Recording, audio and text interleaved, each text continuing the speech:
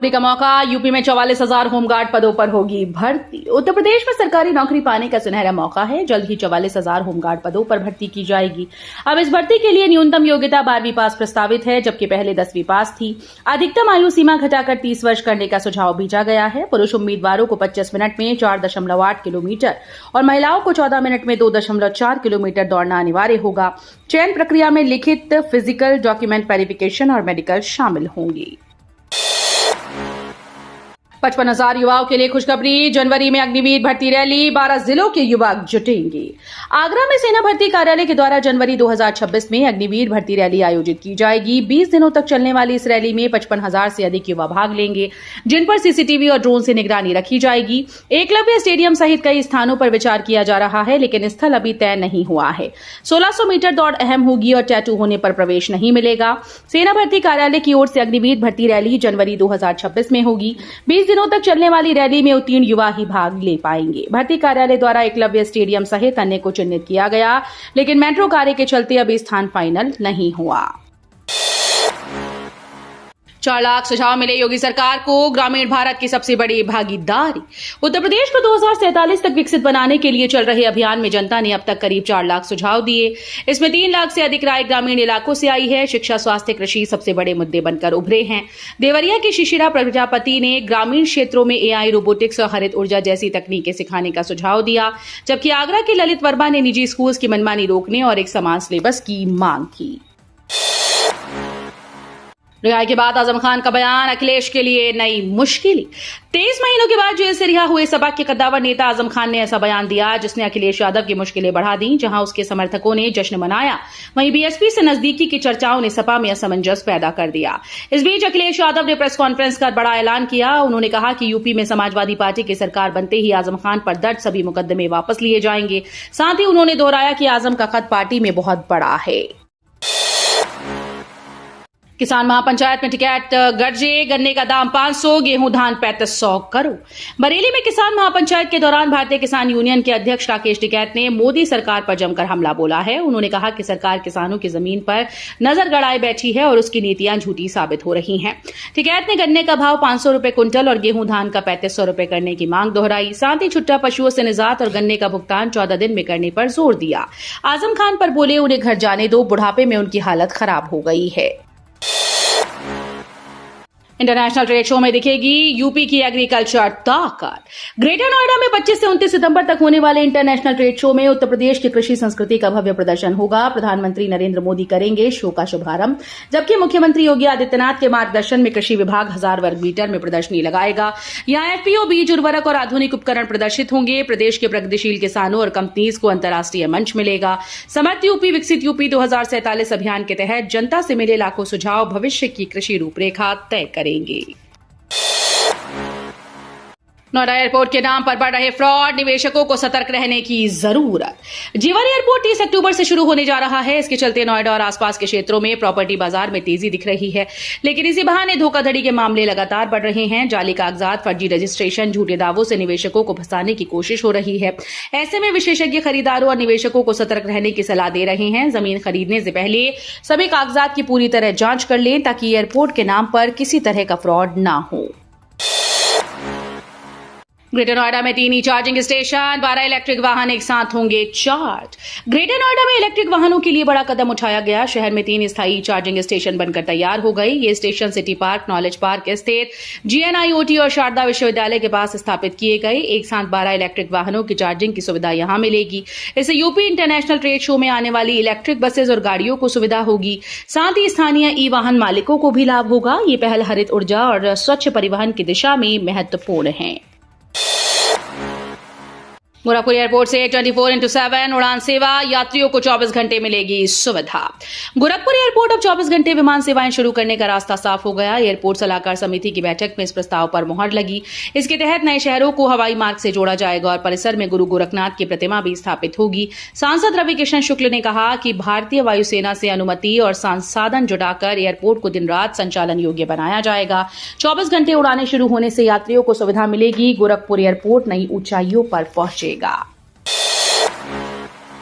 IIT में नए course, युवाओं को मिलेगा एआई डेटा साइंस का ज्ञान। उत्तर प्रदेश सरकार युवाओं को भविष्य की जरूरतों के अनुसार तैयार करने के लिए आईटीआई में बड़ा बदलाव कर रही है। मुख्यमंत्री योगी आदित्यनाथ के निर्देश पर आर्टिफिशियल इंटेलिजेंस, डेटा साइंस और एमएमबी जैसे आधुनिक कोर्स शुरू किए जा रहे हैं। इसके लिए इंडस्ट्री एडवाइजरी बोर्ड पाठ्यक्रम को अपडेट करने में सहयोग करेगा। साथ ही काउंसलिंग सेल स्थापित कर युवाओं को करियर मार्गदर्शन भी दिया जाएगा। सरकार का मकसद है कि बेहतर शिक्षा और हुनर से प्रशिक्षु अधिक रोजगार के अवसर पाएं और प्रदेश की विकास यात्रा को गति मिले।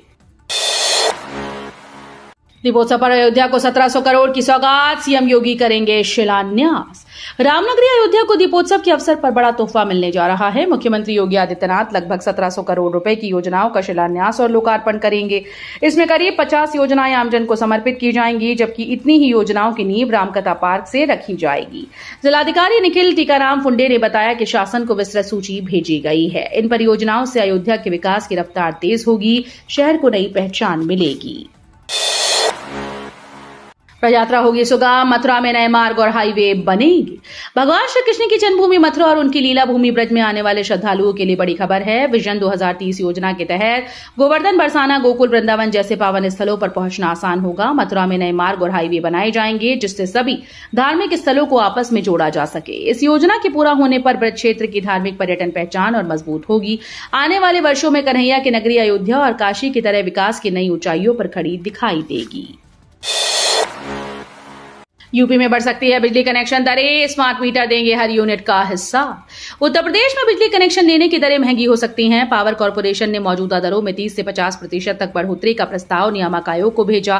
दरअसल पिछली दरें 2019 में तय हुई थी, जिन्हें अब अपडेट करने की तैयारी है।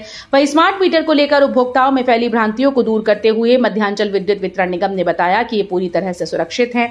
उपभोक्ता यूपीसीएल स्मार्ट ऐप से एक यूनिट का हिसाब देख सकेंगे और बकाया होने पर रात में बिजली नहीं कटेगी। बहराइच में सामूहिक विवाह, 340 हिंदू जोड़े बंधेंगे बंधन में, 60 का होगा निकाह।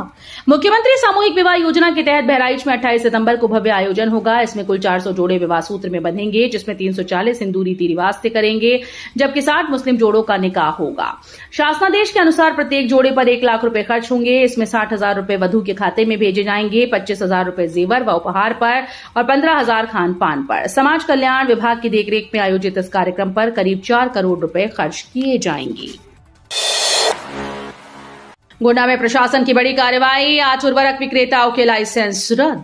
गोंडा जिले में किसानों के हितों से खिलवाड़ करने वालों पर प्रशासन ने कड़ी कार्रवाई की। कृषि विभाग की जांच में गड़बड़ी पकड़े जाने पर 8 फुटकर उर्वरक विक्रेताओं के लाइसेंस तत्काल प्रभाव से निरस्त कर दिए गए। प्रशासन का कहना है कि कालाबाजारी और नियमों की अनदेखी करने वालों को किसी भी हाल में बख्शा नहीं जाएगा। किसानों को समय पर और सही दर पर उर्वरक उपलब्ध कराने के लिए लगातार निगरानी जारी है।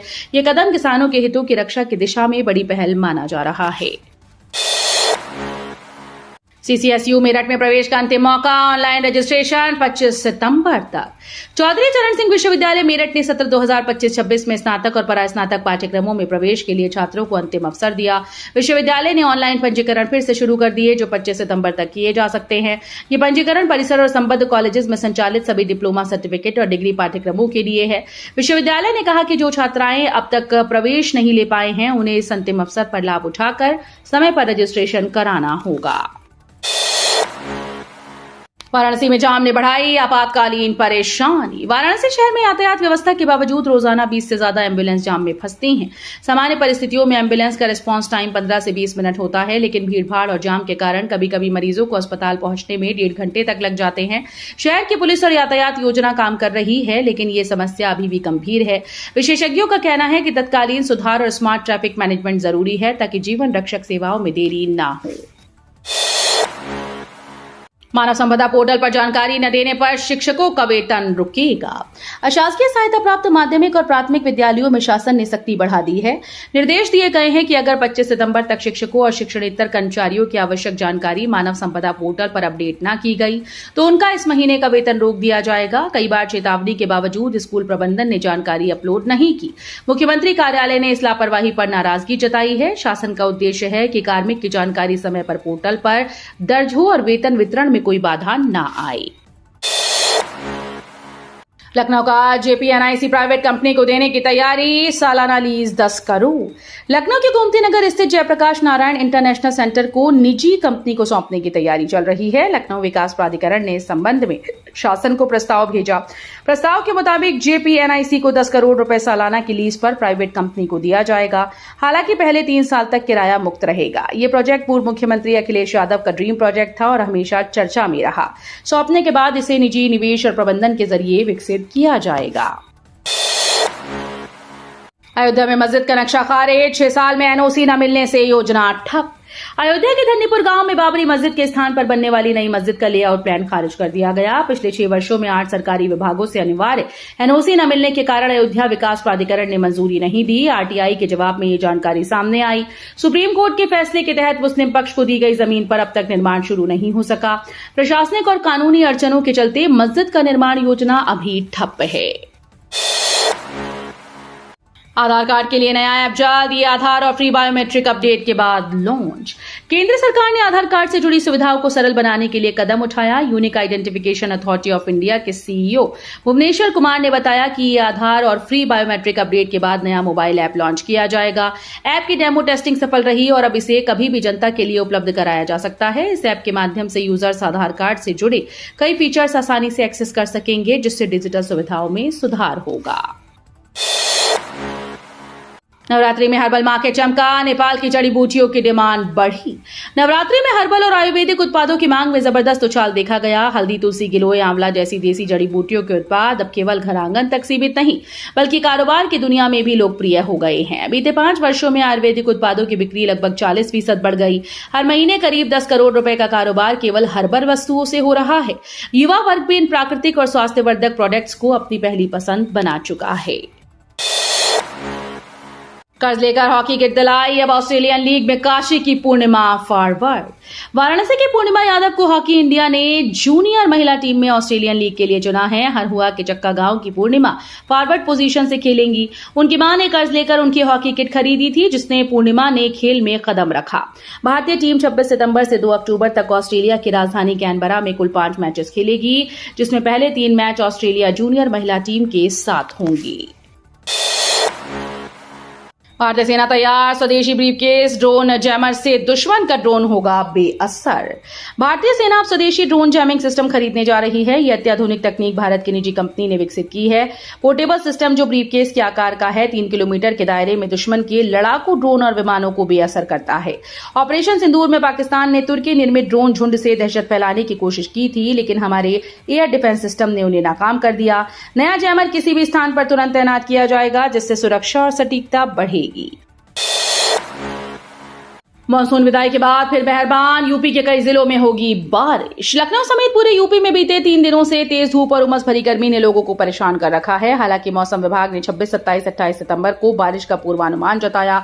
बंगाल की खाड़ी में बने नए सिस्टम के चलते पूर्वी यूपी में हल्की से मध्यम बारिश हो सकती है। विभाग ने गोंडा, बहराइच, श्रावस्ती, गोरखपुर, वाराणसी, आजमगढ़, प्रयागराज, अयोध्या समेत 20 से अधिक जिलों में येलो अलर्ट जारी किया। भारी बारिश की संभावना फिलहाल नहीं, लेकिन हल्की बारिश से राहत मिलेगी।